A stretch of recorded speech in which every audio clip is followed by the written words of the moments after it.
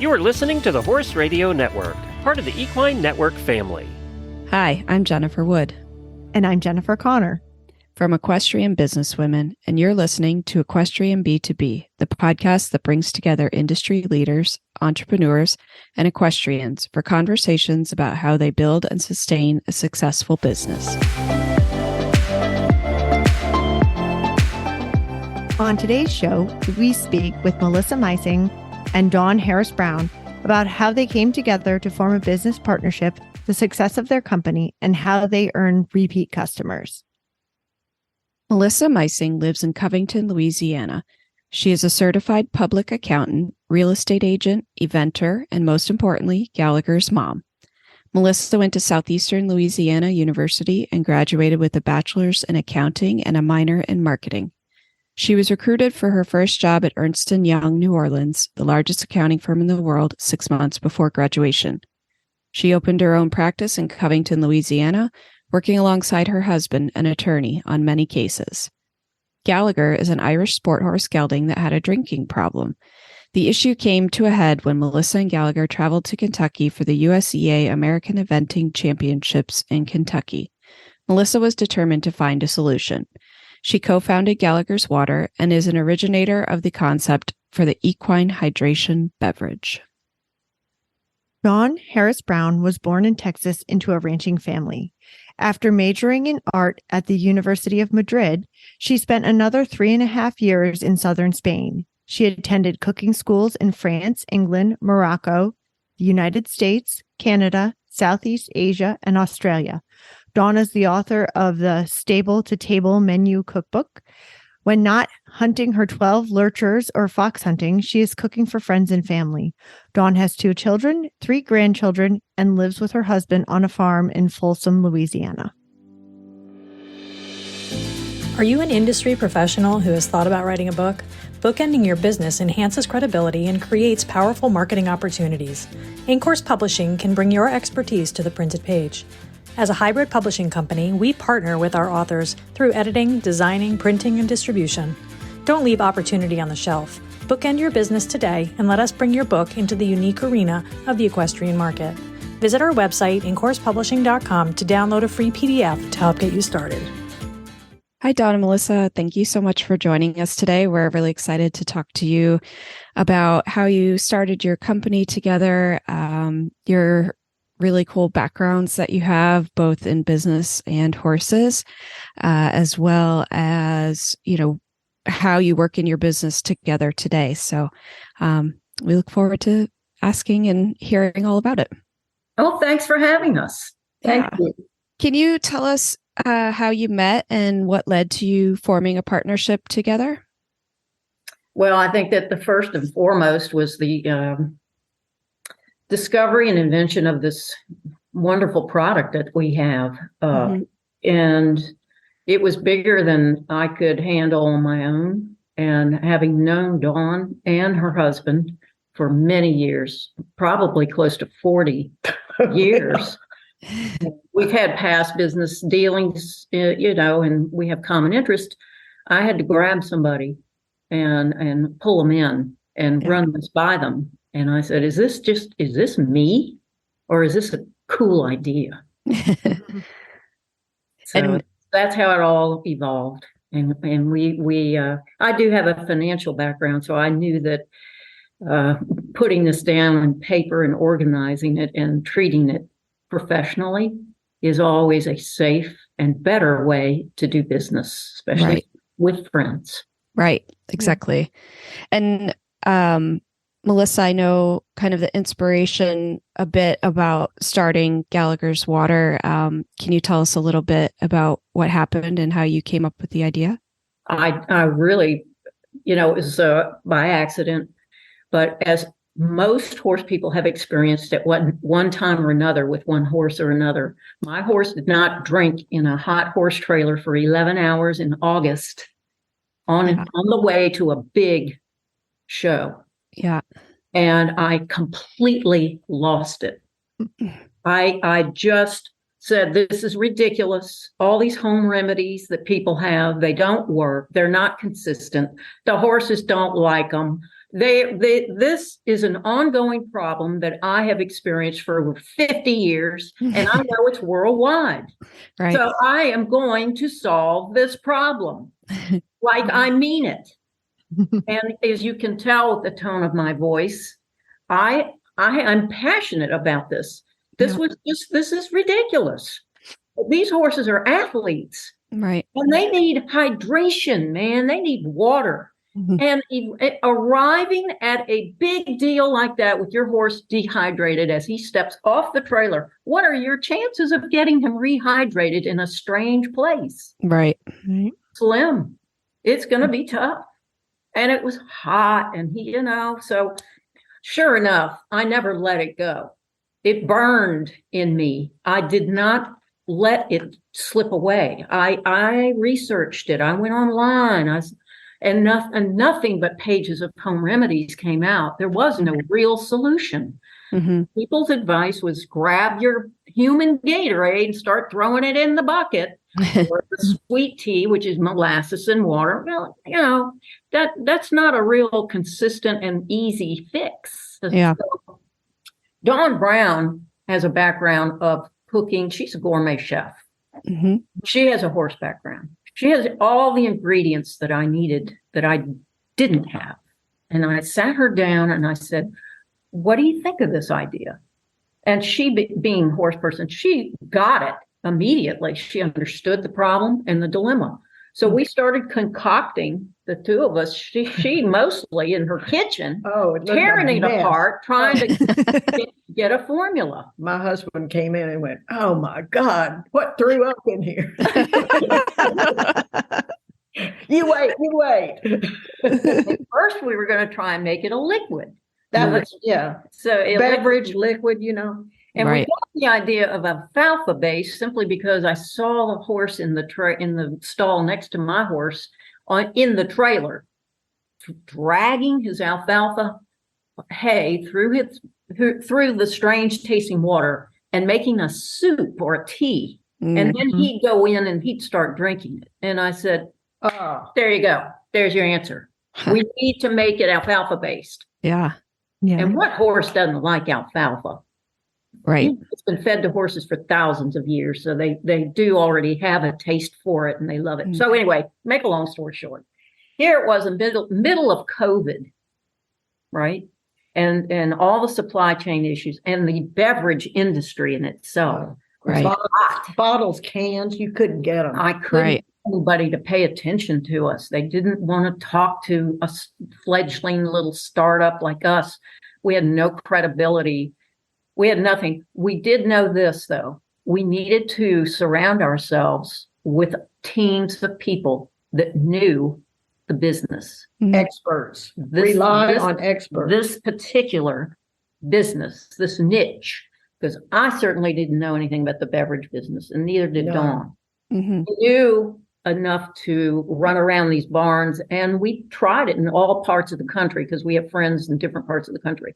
After we got our recipe and our formula down, and it was accepted here locally by all these horses, we shipped it around, and sure enough, all of them were locked and loaded on it. So we knew we had the formula. We knew we had that. And that in itself was a huge accomplishment. Because as you know, they can't talk back to you and they can't tell you, well, it needs more salt. Well, it needs still more of this. You have to guess. You have to trial and error. So anyway, the liquid, didn't work out. Our formula is so organic and there are no preservatives in it. So it had no shelf life and it discolored quickly. And it could not stand up to hot horse trailers and cold tack rooms and all those places that we horse people like to throw our stuff and keep it and have it on hand, right? Yeah. So we went to powder. We changed gears. Yeah. Again, because of our consulting with a beverage consultant that gave us great advice. But it was hard convincing that beverage company that we were legitimate, Right. And they were going, what? You want to do what? They thought we were just another flavored water, and said, no, it is, but it's for horses. They're athletes too. Yeah. Yeah, it did work. There's a Anyway, market for it. they had a big meeting with their directors and went, what do you think? This is weird. But it worked. And now they're our biggest supporters. I mean, they are so good. Yeah, we had to sell them. We had No, to we convince will them. sell them. We had to convince them that this was real and this was going somewhere. And the director had an ex-girlfriend that was a horsewoman. Ah. Because he said, well, let me ask my girlfriend. And he called her and she said, oh God, that is great. We've always needed something like that. And he came back to us and was convinced. Yeah, he did. Yeah, Yeah, love that. I believe it. Yeah. That is great. Gotta have that. Weird. So you would say that your first step was that you had a problem and you were trying to find a solution for your problem, right? That's when you have a Correct. business. Okay. And then second was that you brought in the appropriate people to help you out. Experts. And right. And so then you tried your product around the area Yes. and tested it. Yes. Okay. And then do you think that the hardest part was getting the horses to buy in, or do you think it was getting the executives from the beverage company to buy in? The horses, we No brainer. we tweaked our formula until the horses said yes. Yeah. We're in 100%. And by that I mean when they put their face in that water bucket, it doesn't come up for 30 seconds. I mean, they drink it dry. And they licked the bottom. Yeah. So we knew they loved it. And How long did that process take, like of you trying to find the right solution? Like months? Months. Yeah. Months. And the development and the formula was months because we, went back and forth and getting the right proportions. Mm-hmm. And it's just like a recipe. When I've developed a lot of recipes and this is another recipe. Right. So, yeah. And then we had to go get and seek patent consulting. Okay. Right. And Trademark. at that time, we brought in EQ Media, Mm-hmm. which is our media consulting group, and partnered with them. So they've been on board since the inception. Mm-hmm. And Carrie and Great all direction. those, really, we have met every single week since then, coming up with package design, and the package design evolved around the need for horse people. It all evolved because of when you're on the road and you're packed and ready to go, the last thing you want to do is drag out ingredients to start measuring. You're on the clock when you're on the road. It's on your mark that said, go, fill the tank, water the horse, down and out. It's like that. So we chose to package it in a convenient little, rip it open, put it in 2 gallons of water. Why 2 gallons of water? Horses usually drink about 2 gallons at a clip. Any more than that, no, you're wasting your energy and time in presenting. So that ratio, that package to 2 gallons of water, mix is instantly done. It's over in about a minute. And you get them used to it before you try it. And they will, they're nickering and wanting that stuff. And all it is water. It's getting the water in them. Yeah. Mm-hmm. And I tested it on my own horse going to shows, and it worked. It worked beautifully. I was so proud. I was so excited because it's a huge breakthrough when you can get a horse to drink on demand now. Yeah. You know how powerful that is? Yeah. No matter where you are, no matter what the water smells like. Right. Yeah. Imagine They're not used to. that power. I mean, it's unreal. Yeah. And of course, all we're selling basically is the water. Yeah. We're trying to get the water in the horse. Yep. Without messing it up and putting a lot of artificial ingredients and all that. We're trying to keep it very pure. Right. Very, very pure. It's human grade. Everything we have in there is human grade. Yeah. So that's how it evolved. It was a team effort and still is. Right. Yeah. I mean, there's so many different uses of this too. Chickens are drinking it. We've got pigs, 4-H'ers with their pigs dehydrated, show cattle, a zebra. We've got a zebra drink. That's awesome. I mean, you never know when you got to water your zebra. Right. And where did you launch the product? Was it purely online? Were you in stores? How did you grow that? We launched it. We didn't even get the final product till about 3 days before. And we went up there with the torch trailer and brought it back. The Land Rover Kentucky 3-day. Oh, yeah. Where we launched with a booth. And it was packed. I mean, it was really amazing. We had Carrie advised us to go ahead and get a nice commercial made to put on our website, which was playing on the Jumbotron there in Lexington for all to see. It was wonderful. We had a great launch there. We were stars. Well, I bet, because you know what? If you can do something for the people and give them some relief and think that they're helping their horses, I bet that really went a long way. Exactly. That's the name of the game. Yeah. There is. And in what ways have you grown the company? Like, not just have you grown the number of people that work for you, the number of places that you have it in Tractor Supplies or what have you? What ways have you grown it? We don't have any employees. Okay. In this day and age, there are so many entrepreneurs out there with little niche that we can simply, where we don't employ them, we hire them on as independent contractors and get our problems solved and done that way. Yeah.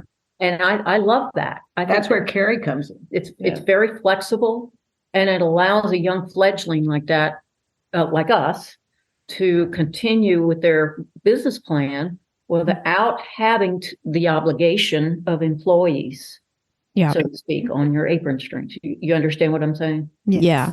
What kind of people do you need and use for different parts of the company?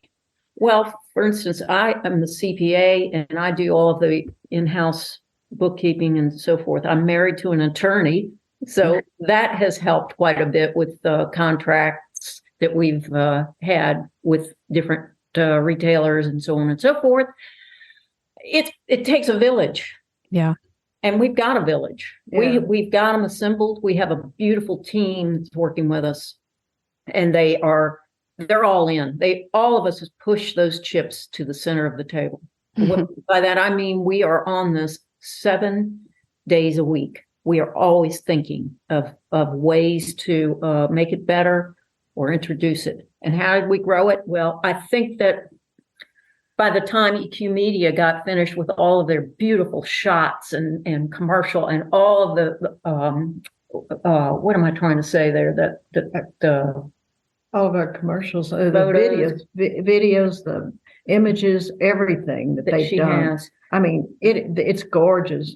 Did you get a chance to see our video? Mm-hmm. Presentation. Yes. Yeah. I think that's what I'm I trying think to say. that's pretty impressive. The presentation that we had at our fingertips to upload at these sites and our story and the fact that we have solved this huge problem economically for people, that it's very cost effective for them to use this on a daily.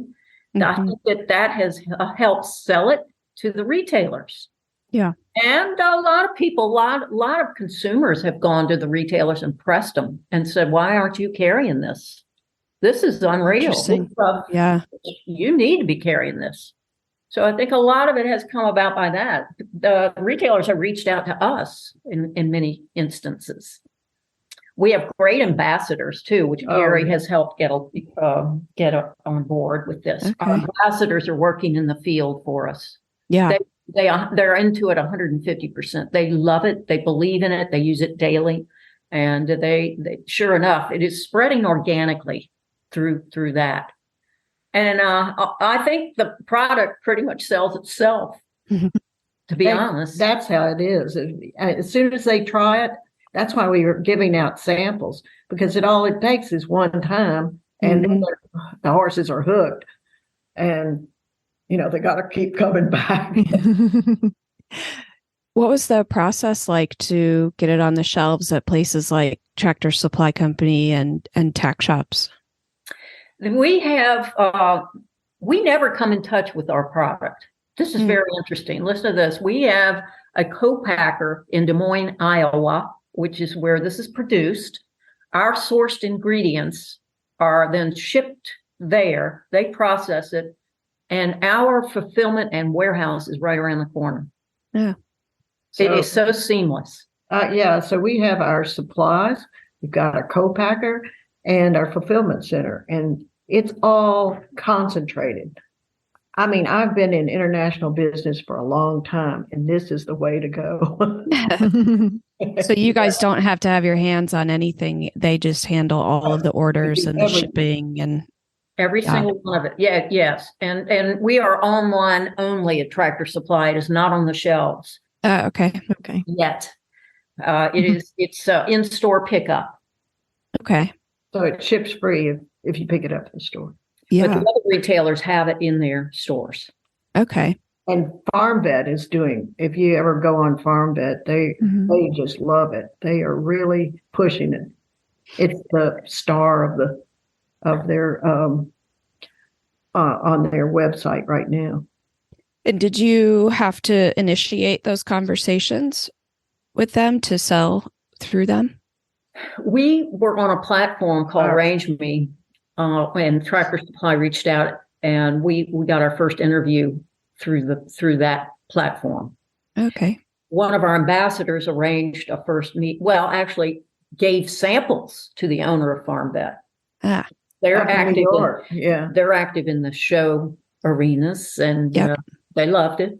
And all of his horses drank it, and he went, wow. Whole family shows, from what I understand. They do, yeah. So there you go. There was our intro. Cool. And what do you think?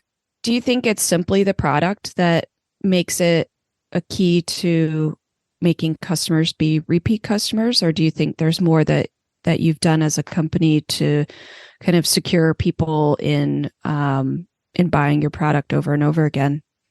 Yeah, I think that the public judges you on everything that you do. If you're selling yourself or if you're selling a product, right? Yeah. And people will come back to you if you treat them right, with respect and dignity, and give them the service they are paying for. Right. Same thing is true with products. If you have a product that sells itself, does its job, and fill a big need, you're home free. That product sells itself. I believe. I really do. I can't stress that enough.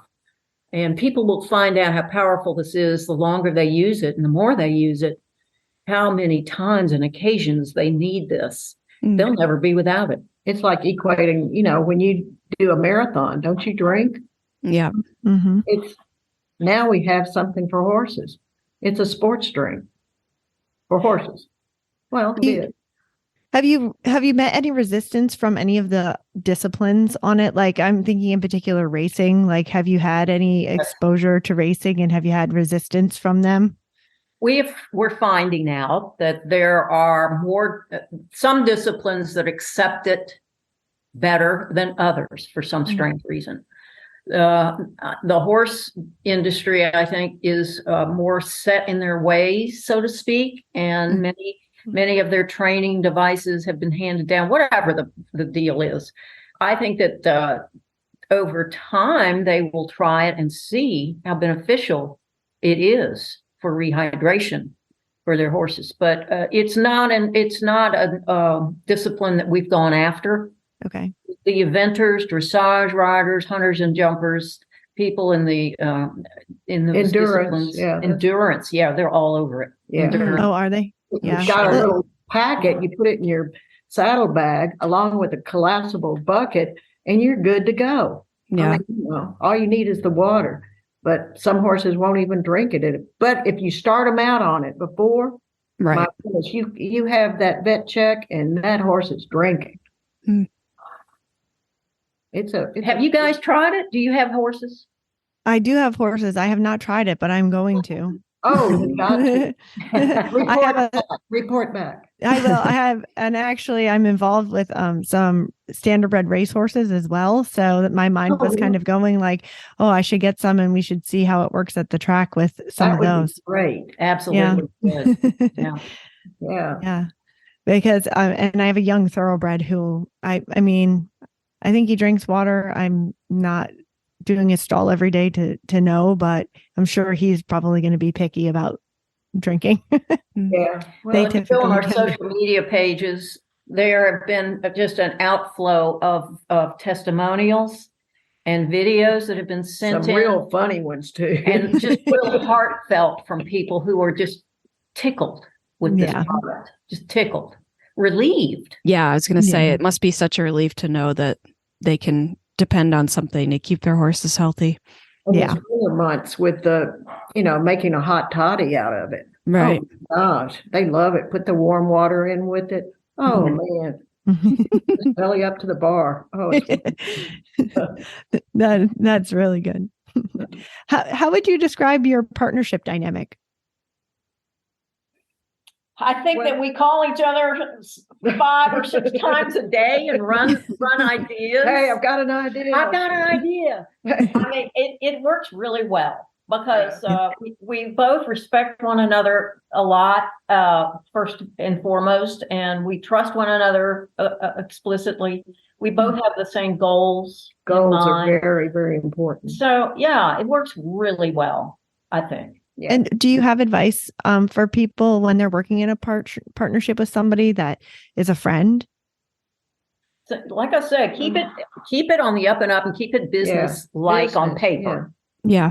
And then everything else will work better. Yeah. I'm in partnership with my sister in real estate as well. Okay. And we've been partners for 12 years. Now, doing business with family members, that can be challenging. But again, you break it down into a business structure and act professional and be professional. Mm.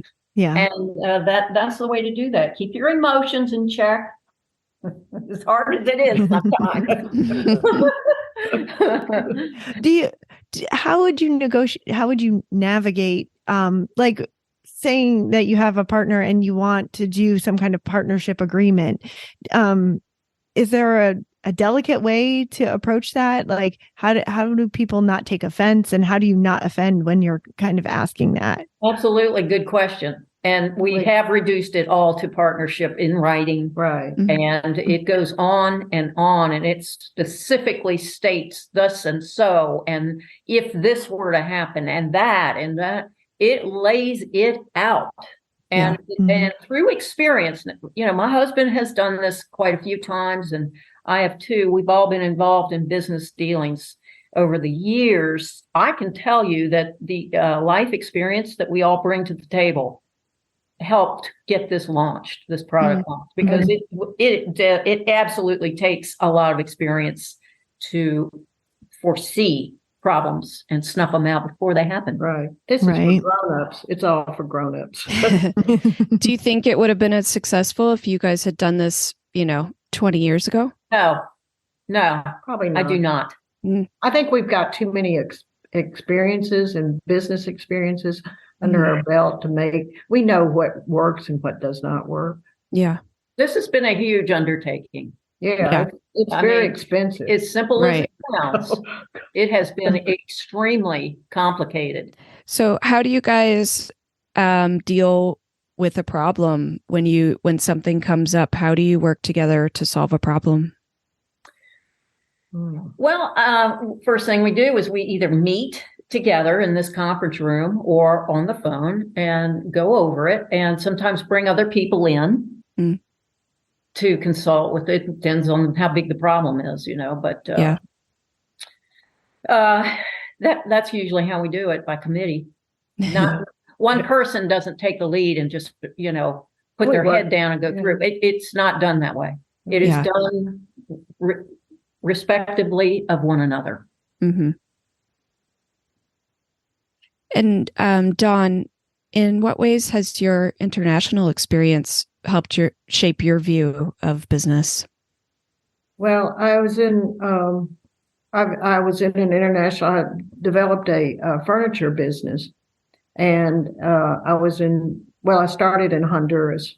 I was there for 4 years, and then I changed it to China, and so I was in China I wasn't in China. I went every other month, but I felt like I was in China. Anyway, so I did that for 15 years, and I learned a lot, and I just did it the hard way, and I know now there's an easier way of doing things. And then finally, when we concentrated our efforts all in the center of the United States, everything is sourced there, it's packaged there, it's fulfilled there. It has just made your life so much easier. I mean, I just can't tell you that what I was doing in China and Honduras, it was just a nightmare. But I had to do it, and I learned a lot. Right, learned a whole lot. So I do know about business and commodities and such. So, that's where we are now, and my life is a lot easier.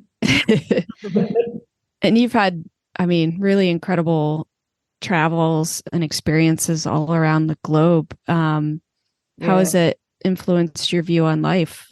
What kind of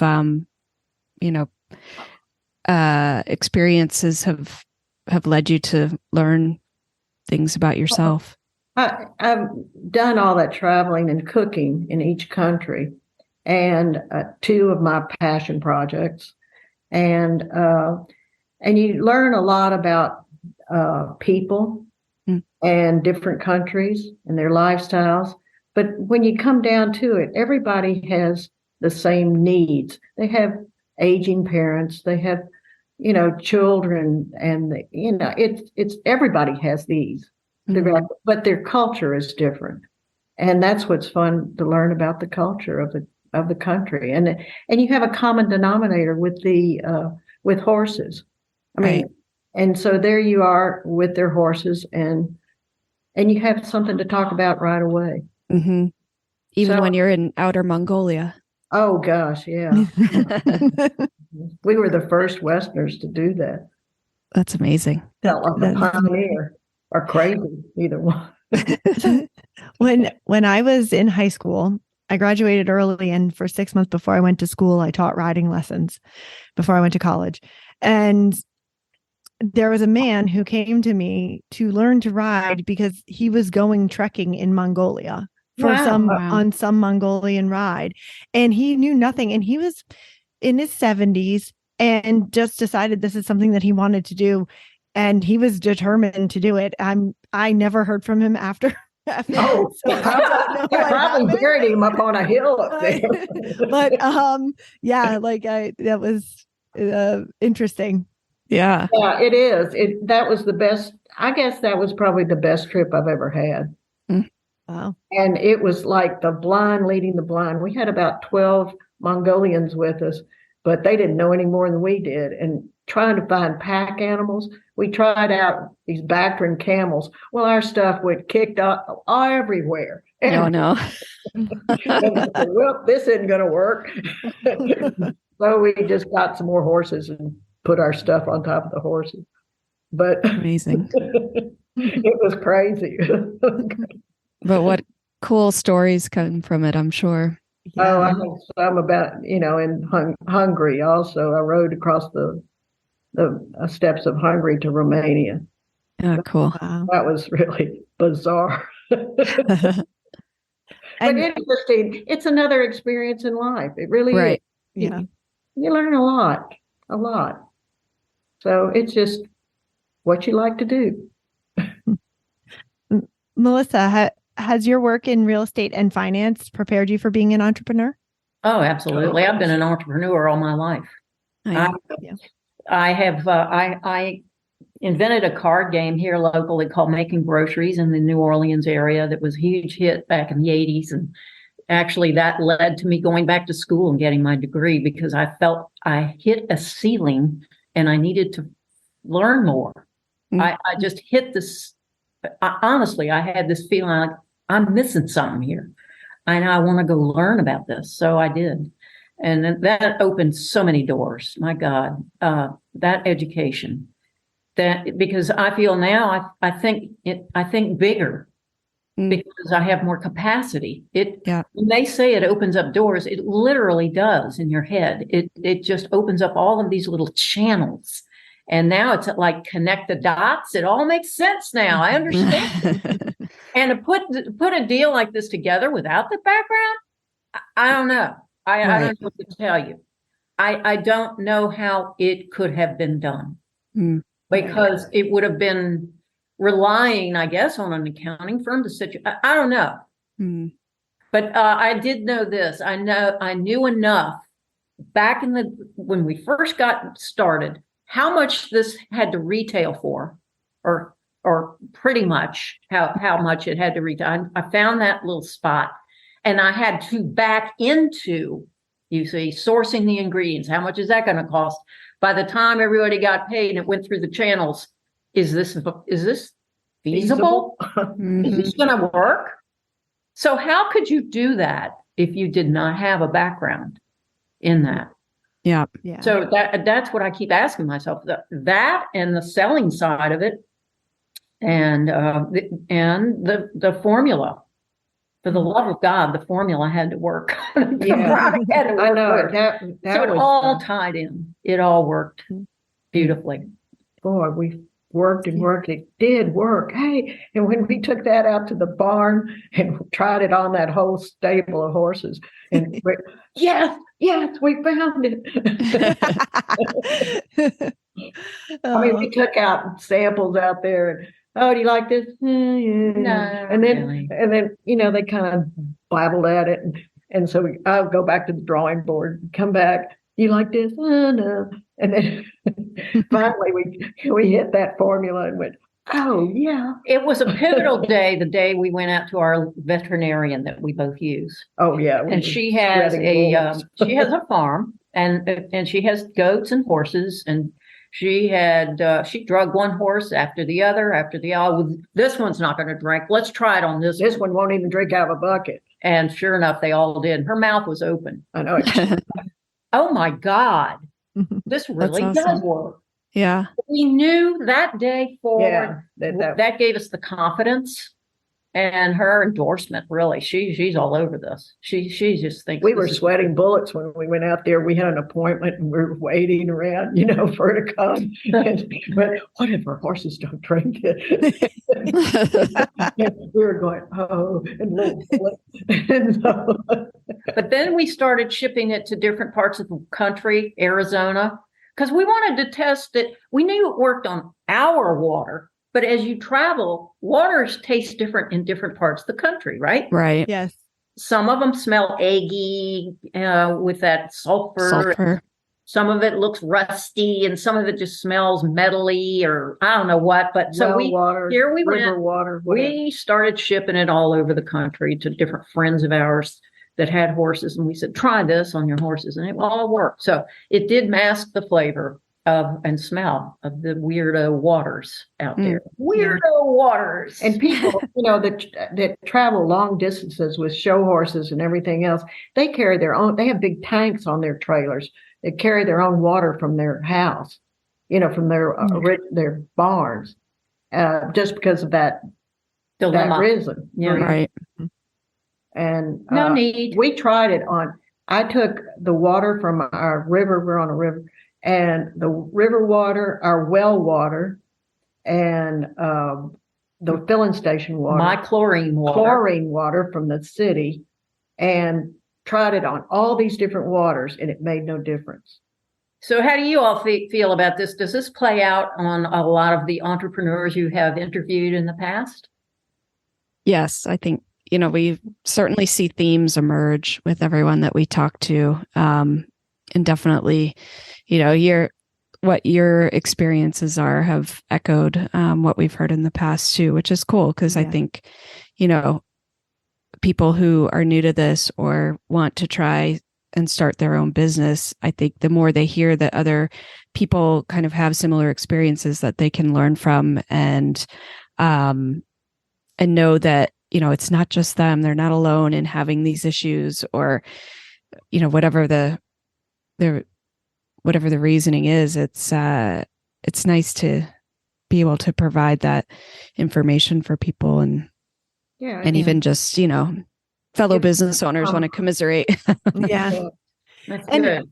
And I also think that there's like a common theme of steps to the process of building a business, that it's nice to reiterate that. And, it might be slightly different from other people's, but I do think like, patents are important and people might not think about that.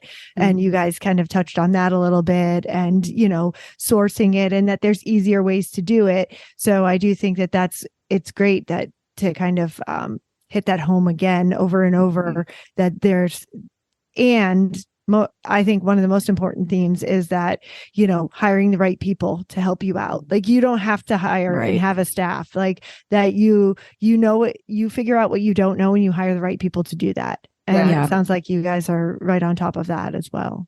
Yeah, independent contractors that specialize in these little niche things. Right.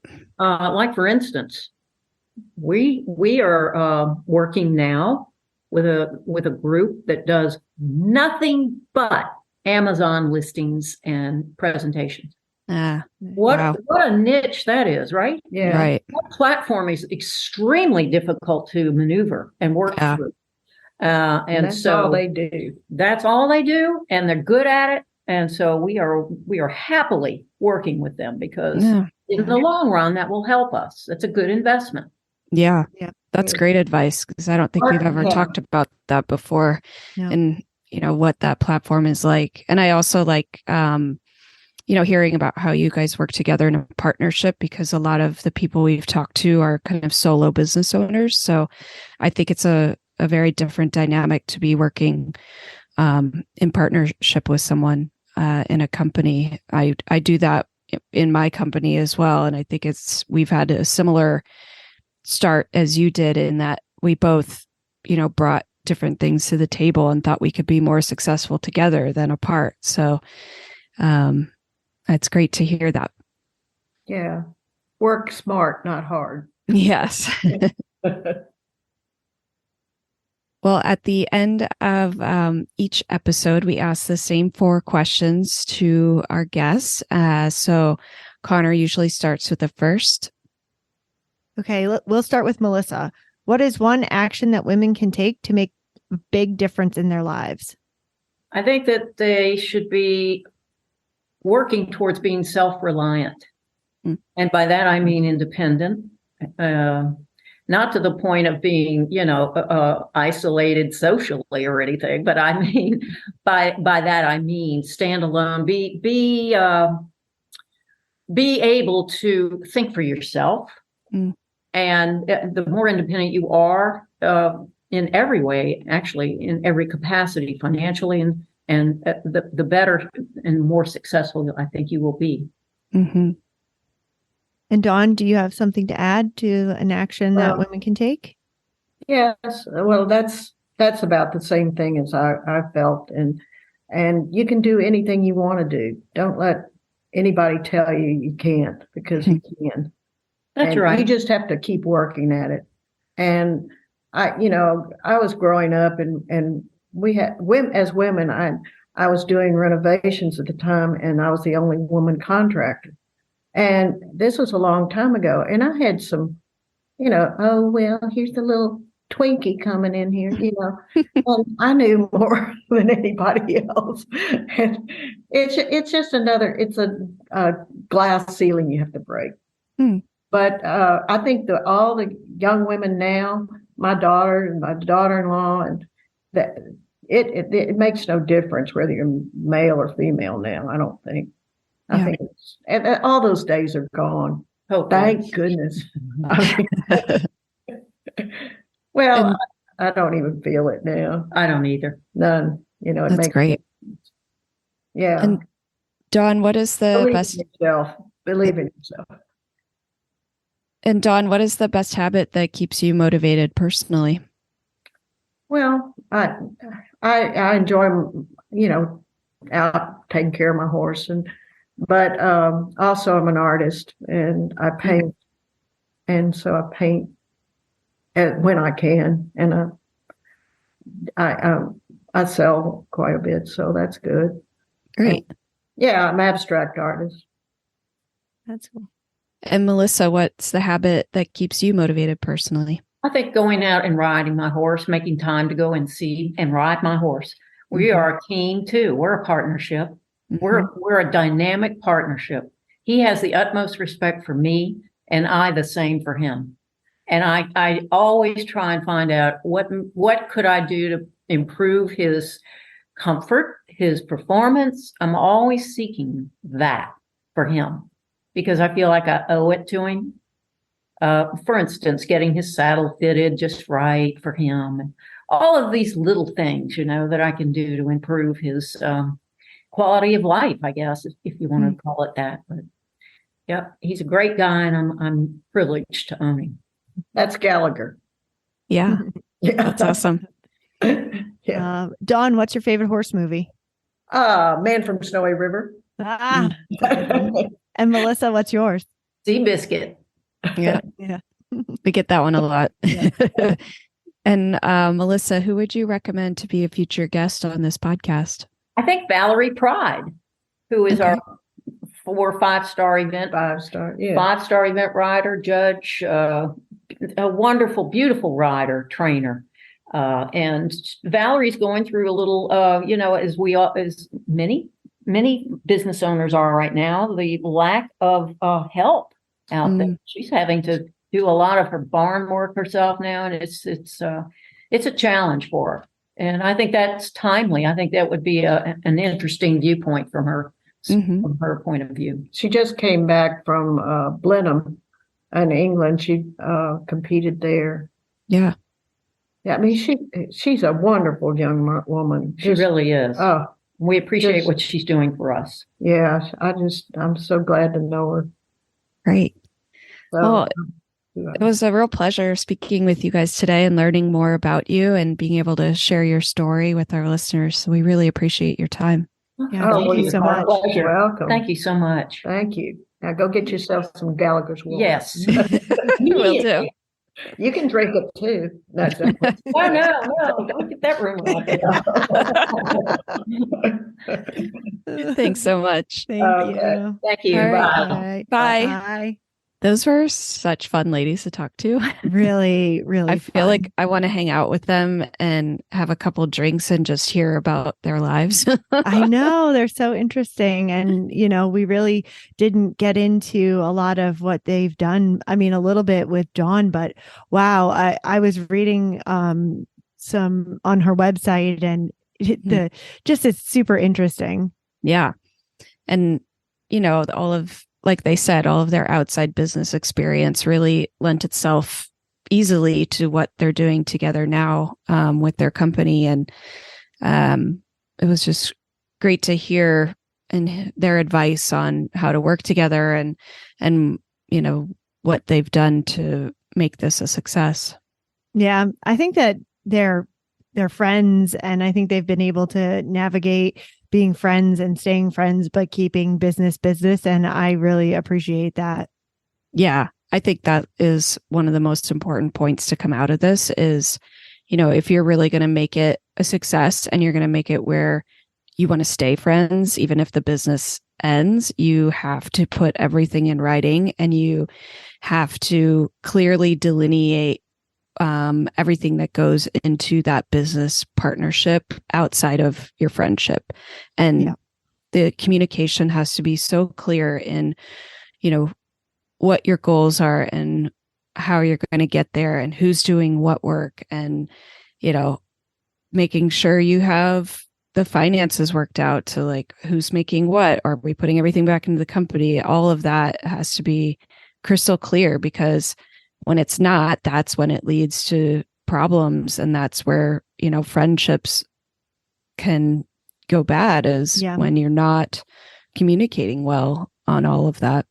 Yeah. And they definitely seem like they communicated well. I mean, I even like that they were like on the call together on the same computer, right? Right. They were sitting next to each other. Yes, which typically, even when we've had other partners on, they've been in different places or, different locations. And I just thought that that was really great that they were like together. They were going to be a united front talking to us. Yeah. So anyway, I'm really interested to try the product as well, because you know what, it is a big problem and it's an interesting solution to it. So, yeah, I'll definitely have to go out there and get something for them to try. for sure. I know that we're running a little bit behind and we have to get off to our next adventures. So find the links to today's guests and the show notes at www.eqbusinesswomen.com. Equestrian B2B is out twice a month on the 1st and the 15th. You can find out more at eqbusinesswomen.com and follow us on Facebook and Instagram. Find Equestrian B2B wherever you get your podcasts, and be sure to follow, subscribe, and leave a review. You can have all 20 plus shows of the Horse Radio Network with you wherever you go with their free app for iPhone and Android.